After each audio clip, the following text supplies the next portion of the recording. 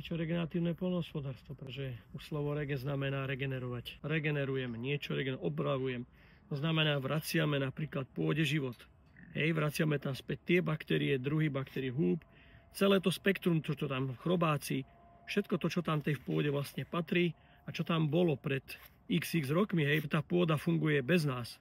Normálne, nie s chemickými hnojivami, nie s nejakými insekticídmi alebo s pesticídmi. Vôbec nič z toho tam nepatrí.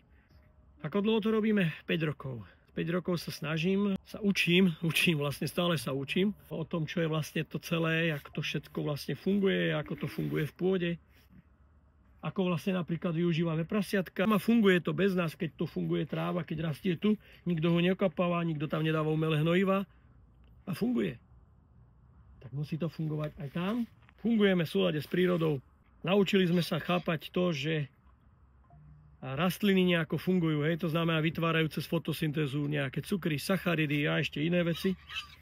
A s tým si vlastne vyživujú svoj pôdny mikrobióm. A zároveň ten pôdny mikrobióm je dáva späť na oplátku to, čo oni potrebujú, takže je tam nejaký bartrov obchod. Výsledky neprídu hneď, samozrejme výsledky musíme čakať a preto nie slabým ľuďom, ktorí na to nemajú, alebo si není presvedčení o tom, že to chcú robiť, nech to nerobia.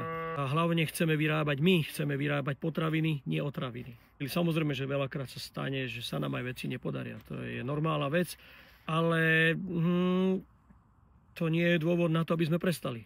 Je toho viacej, môžeme si to potom spustiť, prípadne zavolám Úbka Marhavého, ktorý by nám vedel povedať možno viac, keby to niekoho zaujímalo, alebo ktorý tu chodí, ktorý to tu pozoruje u nás a rád sem chodí, teda dúfam, že sem rád chodí. A hlavne zachovať pôdu pre deti, našich detí.